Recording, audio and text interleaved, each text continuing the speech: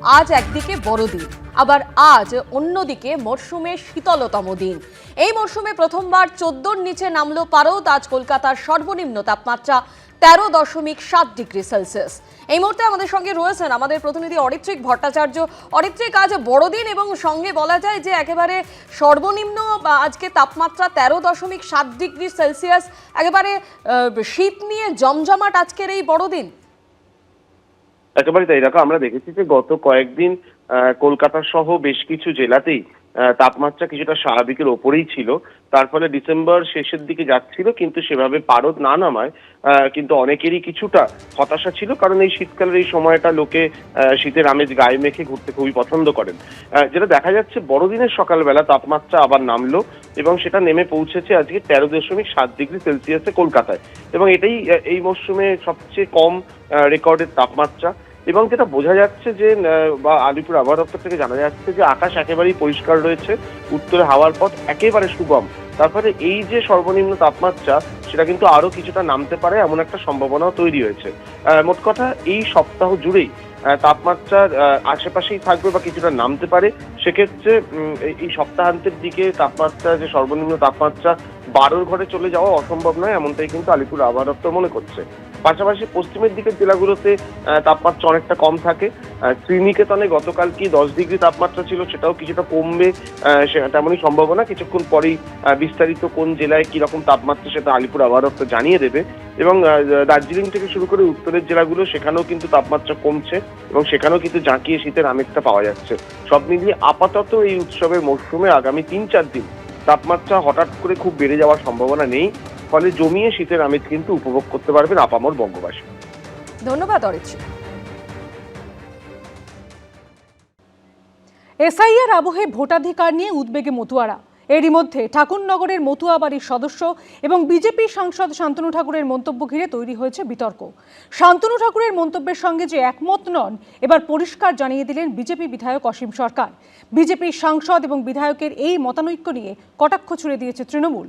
বিতর্কের মুখে শান্তনু ঠাকুরের দাবি, তার বক্তব্যের অপব্যাখ্যা করা হচ্ছে। 1 লাখ যদি আমাদের সমাজের মানুষকে একটু স্টপ থাকতে হয়, ভোট দেওয়ার জন্য বিরতি থাকতে হয়, তাহলে কোনটা লাভ? না, আমি সাংসদের কথায় একমত নই। আমি আইনমত কথা কই।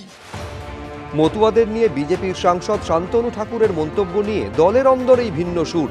সাংসদের সঙ্গে একমত নন বলে পরিষ্কার জানিয়ে দিলেন বিজেপি বিধায়ক অসীম সরকার। এসআইআর আবহে যে প্রশ্নগুলো নিয়ে মতুয়াদের মধ্যে উদ্বেগ তৈরি হয়েছে, তা হলো নাগরিকত্ব থাকবে তো?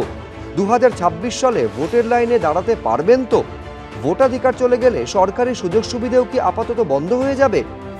এর মধ্যে ঠাকুরনগরের মতুয়া বাড়ির সদস্য ও বিজেপি সাংসদ শান্তনু ঠাকুরের এই মন্তব্য ঘিরে তৈরি হয়েছে বিতর্ক। 50 লাখ রোহিঙ্গা মুসলমান, বাংলাদেশি মুসলমান, পাকিস্তানি মুসলমান যদি বাদ যায়, তার মধ্যে 1 লাখ যদি আমাদের সমাজের মানুষকে একটু স্টপ থাকতে হয়, ভোট দেওয়ার জন্য বিরতি থাকতে হয়, তাহলে কোনটা লাভ? ইতিমধ্যে এই মন্তব্য নিয়ে প্রশ্ন তুলেছে বিরোধীরা। এবার দলের অন্দরেও শোনা গেল উল্টো সুর।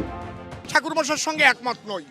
ঠাকুরমশাই বলেছেন 1 লক্ষ বাদ গিয়ে যদি ওদের 50 লক্ষ বাদ যায়, একটাও বাদ যাবে না। আমি চাইবো কেন্দ্রীয় আমাদের স্বরাষ্ট্র মন্ত্রণালয় থেকে একটা অর্ডার সিএ বেসিসে বের করা হোক, এবং তা বের করবার জন্য আমার শেষ রক্তবিন্দু দিতে হলেও আমি দেব। না, আমি সাংসদের কথায় একমত নই। আমি আইনমত কথা কই। বিজেপি সাংসদ ও বিধায়কের এই মতানৈক্যে কটাক্ষ ছুড়ে দিয়েছে তৃণমূল। শান্তনু ঠাকুররা এসআইআর এর নামে মতুয়াদের উপর একটা কালো মেঘ ভর্তি অনিশ্চিত আকাশ চাপিয়ে দিয়েছেন। ওনারাই তো এই এসআইআর এর এই অপরিকল্পিত জিনিসটাকে ডেকে এনেছেন। ফলে মতুয়ারা যখন সমস্যায় পড়েছেন, এখন দায় এড়াতে গিয়ে তারাই এখন পারস্পরিক মুখ রক্ষায় ব্যস্ত। বিতর্কের মুখে শান্তনু ঠাকুরের দাবি, তার বক্তব্যের অপব্যাখ্যা করা হচ্ছে। গাড়াপোতার একটা প্রোগ্রাম থেকে বলেছিলাম যে সম্ভাবনা আছে যে আমাদের লোকেদের নাম বাদ যাওয়ার। আপনারা তাড়াতাড়ি দ্রুত সিএ অ্যাপ্লিকেশন করুন, আমাদের দায়িত্ব আপনাদের ভোটার লিস্টে নাম তোলানোর। এটার অপব্যাখ্যা করে যদি কেউ কিছু করতে চায়, তাহলে আমার তো কিছু বলার নেই। এক একজন এক এক রকম কথা বলছেন, আর তাতেই দুশ্চিন্তা আরও বাড়ছে মতুয়া সম্প্রদায় ভুক্তদের। সমীরণ পাল, আশাবুল হোসেন, এবিপি আনন্দ। প্রথমে মেলেনি প্রশাসনের অনুমতি। দিনের দিন আদালতের অনুমতি নিয়ে সাগরদ্বীপে সভা করলেন শুভেন্দু অধিকারী। 7,000 সমর্থক নিয়ে সভা করার অনুমতি মেলার পরই সভা থেকে কার্যত হুঁশিয়ারির সুর শোনা গেল তাঁর গলায়। কালকে রাত্রিবেলা 10টার সময় ইলেকট্রনিক্স চ্যানেলে দেখিয়েছে যে সবার অনুমতি বাতিল করলেন কাকদ্বীপের মান্যবর এসডিও মহোদয়।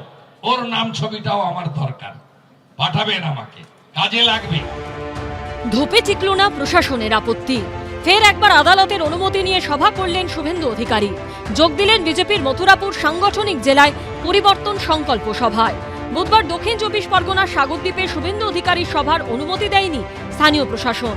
এই নিয়ে মঙ্গলবার মহকুমা শাসককে চিঠি দেন সাগর থানার ওসি। সেই চিঠিতে উল্লেখ করা হয়, গঙ্গাসাগর মেলায় পুণ্যার্থী ও বিরোধী দলনেতার নিরাপত্তার কথা মাথায় রেখে অনুমতি না দেওয়ার সিদ্ধান্ত নেওয়া হয়েছে। চিঠিতে বলা হয়, বিরোধী দলনেতা জেড ক্যাটেগরির নিরাপত্তা পান, ভিভিআইপি প্রোটোকলে বিকল্প রাস্তা নেই। অনুমতি না পেয়ে আদালতের দ্বারস্থ হন শুভেন্দু অধিকারী। বিচারপতি কৃষ্ণা রাওয়ের দৃষ্টি আকর্ষণ করেন তিনি। বুধবার গঙ্গাসাগরে শর্ত সাপেক্ষে শুভেন্দু অধিকারীর সভায় অনুমতি দেয় কলকাতা হাইকোর্ট। রাজ্য সরকারের প্রস্তাব অনুযায়ী সভায় অনুমতি দেয় আদালত। দুপুর 1টা থেকে বিকেল 5টা পর্যন্ত সভায় অনুমতি দেওয়া হয়। শর্ত দেওয়া হয় 7,000 সমর্থক নিয়ে করা যাবে সভা, ব্যবহার করা যাবে 50টি মাইক। রাত্রি 9:50-এ এসডিওর তরফ থেকে একটি অর্ডার আসে, যেখানে বলা হয় হচ্ছে যে পুলিশের তরফ থেকে বেসিক্যালি আপত্তি জানানো হচ্ছে, তাই জন্য পারমিশন দেওয়া যাবে না। আজকে সকালবেলাতে আমরা ওই অর্ডারটিকে চ্যালেঞ্জ করে মাননীয় জাস্টিস কৃষ্ণা রাওয়ের ঘরে আমরা আবার লিভ নিই। আদালত আজকে অনুমতি দান করেছেন, অনুমতি অ্যালাউ করেছেন, পারমিশন দিয়েছেন। আদালতের অনুমতি পেতেই সাগরে শুরু হয় সভার তোড়জোড়। সেখানে পৌঁছে প্রথমে কপিলমুনির আশ্রমে যান শুভেন্দু অধিকারী, যান ভারত সেবাশ্রম সংঘে। তারপর সভামঞ্চে বলতে উঠে মমতা বন্দ্যোপাধ্যায় ও তার সরকারকে তীব্র আক্রমণ করেন। উনি জানেন উনার সঙ্গে মানুষ নেই, কোনো মানুষ নেই। কেন নেই? কেন্দ্রের এবং আপনাদের যে অধিকার, ভারত সরকারের উন্নয়নের কাজ আপনারা পাননি। চুরি, জোচ্চুরি, দুর্নীতি ছাড়া অন্য কিছু করেনি। আপনি সপরিবারে জেলে যাবেন, এত চুরি করেছেন আপনি। একটা গান আছে জানেন তো, চিরদিন কাহারও সমান নাহি যায়। আমি এই অফিসারদের থেকেও বড় বড় মাতব্বর অফিসারদের দেখেছি যারা 11-র আগে আমাদের সঙ্গে এই ব্যবহার করত, 11-র পরে স্যালুট দিত। উনি তো 2020 সালের নভেম্বর মাস অবধি এই সরকারের মন্ত্রী ছিলেন। কখনো এইখানে তৃণমূল কংগ্রেসের তিনি ছিলেন বিধায়ক, কখনো সাংসদ, কখনো রাজ্যের মন্ত্রী। আপনি যতদিন ছিলেন খারাপগুলো বলে তার প্রতিবাদে ইস্তফা দেননি কেন?